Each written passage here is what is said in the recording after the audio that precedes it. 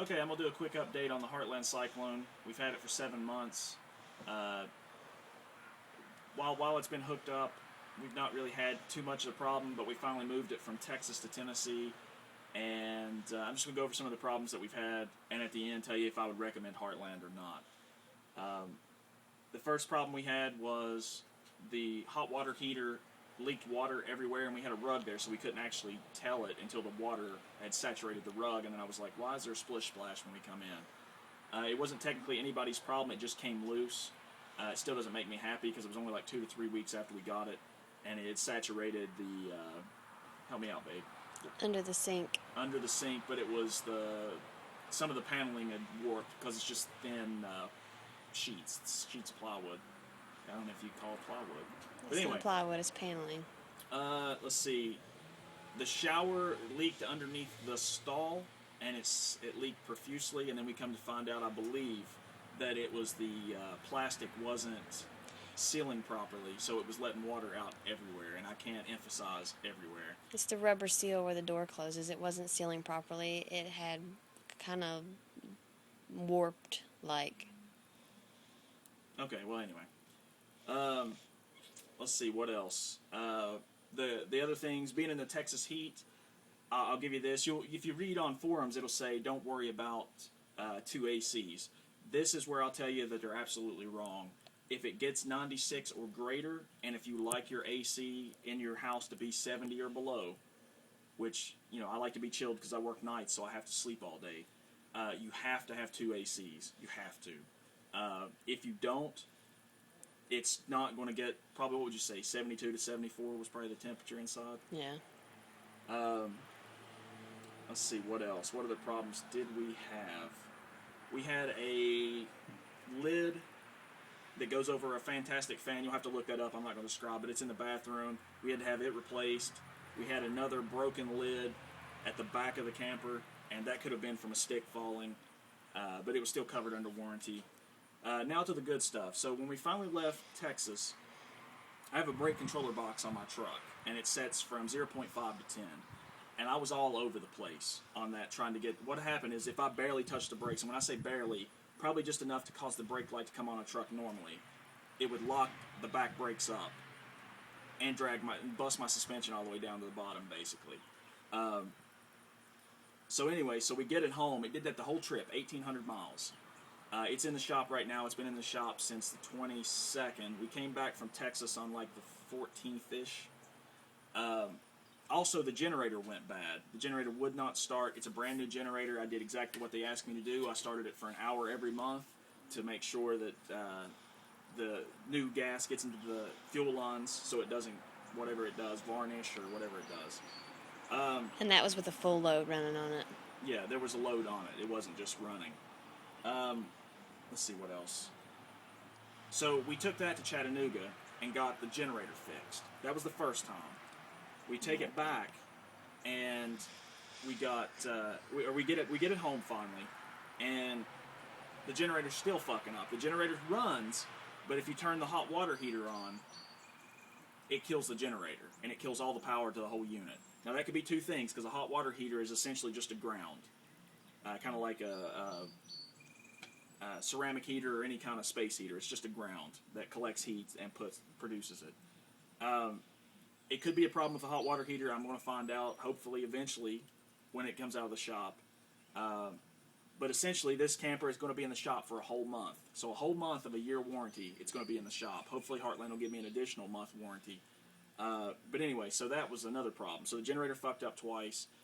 Got it home, checked all the drum brakes. Now, all this shit was supposed to be checked in Indiana, where it's made, or in Texas, where I bought it from.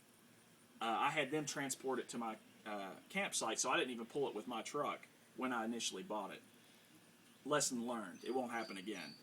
All 3 wheels, or all 3 axles, which would be 3 times 2, 6 wheels, all of them were locked up. The drums were not adjusted properly. You couldn't even spin the wheel. And if you know drum brakes, you should at least be able to turn it somewhat, or spin it and let it free float for 6 inches before it finally stops. It depends on how you adjust your brakes. So those were fucked up. So I took it to the shop. All the wheel bearings are shot in it now, and the brakes need replaced. So supposedly those two things are going to happen free of charge. And those axles are made by Lippert. They're Dexter axles, but they're serviced by Lippert, and apparently that's the only company that does them now. Let's see, what other problems have we had? Water pump. Water pump went out. Took it to a dealership in Texas, the same dealership I bought it from.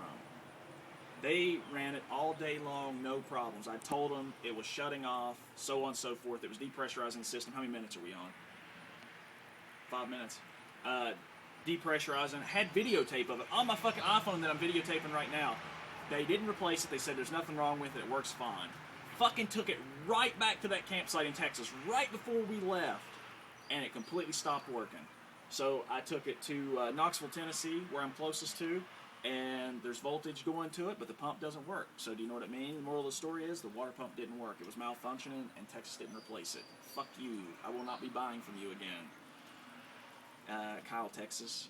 Anyway, so those are the problems that we've had. Can you think of anything else?